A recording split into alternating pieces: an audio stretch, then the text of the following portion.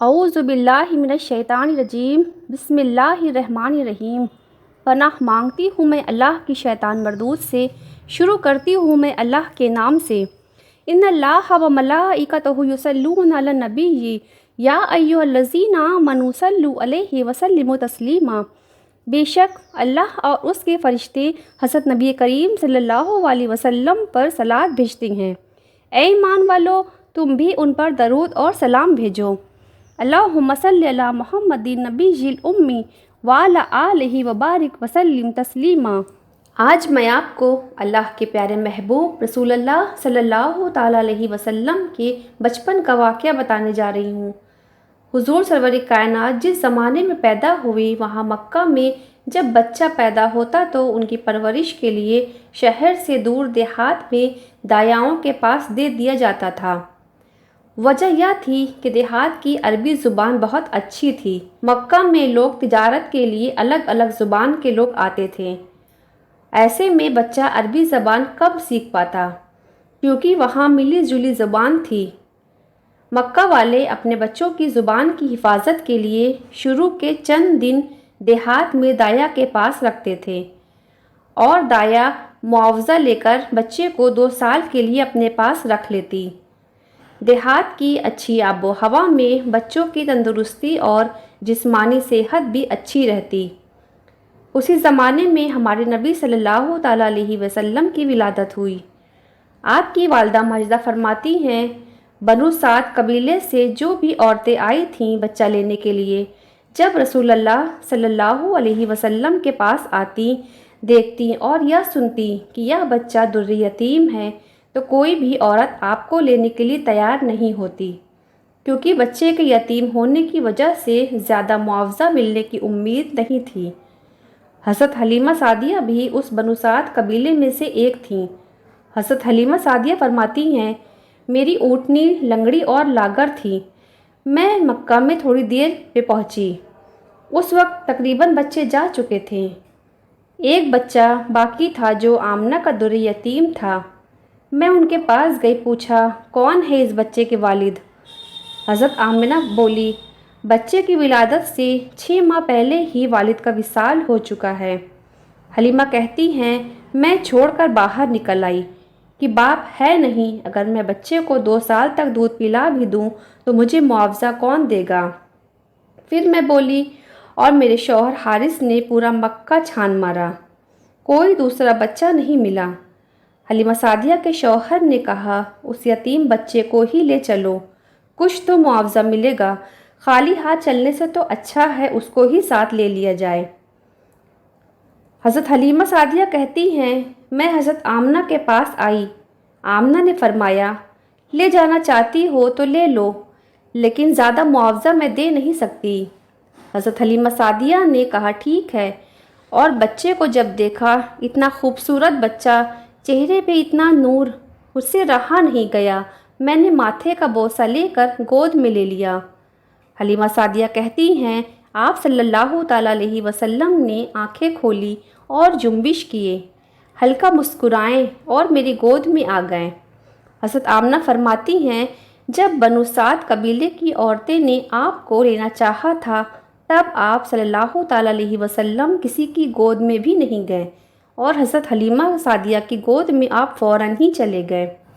حلیمہ سعدیہ کہتی ہیں، میرے ساتھ کی جو خواتین تھی بنو سعد قبیلے سے، وہ سب جا چکی تھیں، کیونکہ میری اونٹنی لنگڑی اور سست تھی، لیکن جیسے ہی میں بچے کو لے کر اونٹنی پر بیٹھی، اللہ اکبر، وہ اونٹنی بہت تیز چلنے لگی، چست اور درست ہو گئی، اور اوپر گردن تان کر سارے قافلے کے آگے آگے چلنے لگی۔ جب ہم کعبہ کے سامنے پہنچے تو سواری نے 3 سجدے کیے، اپنا سر آسمان کی طرف اٹھایا، پھر دوسروں جانوروں کے آگے دوڑنے لگی۔ جس جگہ سے سواری گزرتی، ہر درخت حضور کی طرف جھک جاتا سلام کرنے کے لیے، سبحان اللہ۔ جہاں سے سواری گزرتی، سرسبز اور بھی شاداب ہو جاتی، اور تمام آبادی مشک کی خوشبو سے مہک گئی، سبحان اللہ۔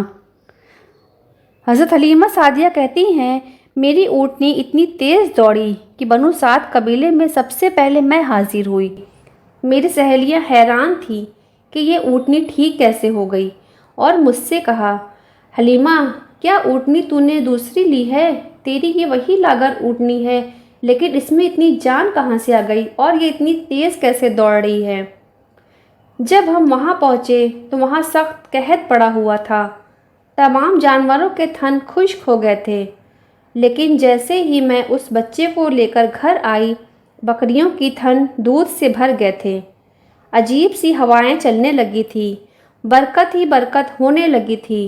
حلیمہ سعدیہ کہتی ہیں، حضور سرور کائنات کو اور ان کے رضائی بھائی کو خوب شکم سیر ہو کر دودھ پلایا، دونوں سو گئے، پھر ہم نے اونٹنی سے دودھ دہا، ہم شوہر بیوی نے بھی خوب سیر ہو کر دودھ پیا۔ حضرت حلیمہ سعدیہ کے شوہر حارث نے کہا، حلیمہ بہت مبارک اور بابرکت بچہ ہمیں ملا ہے، اب ہمارا گھر خیر و برکت سے بھر جائے گا۔ حضور سرور کائنات کی برکت سے صرف حضرت حلیمہ رضی اللہ تعالی عنہا اور حضرت آمنہ رضی اللہ تعالی عنہا ہی نہیں بلکہ کائنات عالم کے مشرق مغرب اجالا ہونے والا تھا۔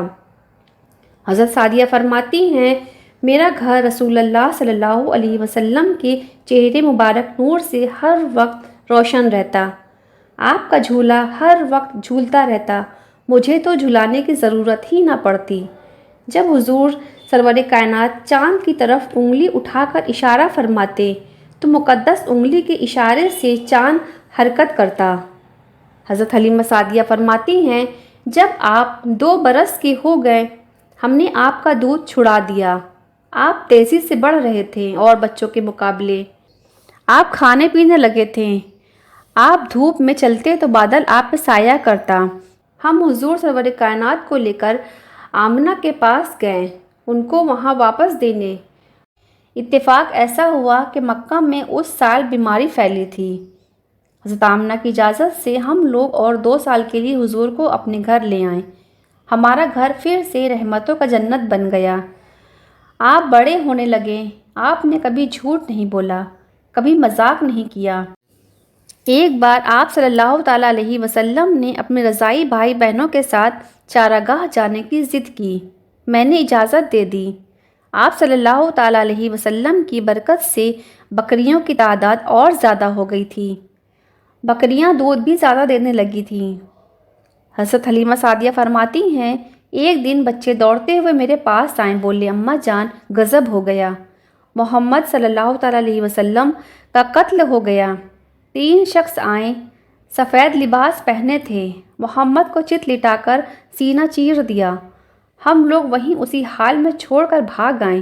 یہ سن کر ان کے شوہر گھبرائے اور جنگل پہنچ گئے۔ آپ نے دیکھا حضور صلی اللہ تعالیٰ علیہ وسلم بیٹھے ہیں، مگر خوف سے چہرہ زرد اور اداس ہے۔ حضرت حلیمہ کے شوہر نے پیار سے، محبت سے آپ سے پوچھا کہ بیٹا کیا بات ہے؟ آپ صلی اللہ تعالیٰ علیہ وسلم نے فرمایا، 3 شخص میرے پاس آئے تھے جن کے کپڑے سفید اور صاف ستھرے تھے، انہوں نے مجھے چت لٹا کر میرا سینہ چاک کر کے کوئی چیز نکال کر باہر پھینک دی اور کوئی چیز دھو کر میرے سینے میں ڈال کر بند کر دیا، لیکن مجھے نہ کوئی خون نکلا اور نہ ہی مجھے کوئی تکلیف ہوئی۔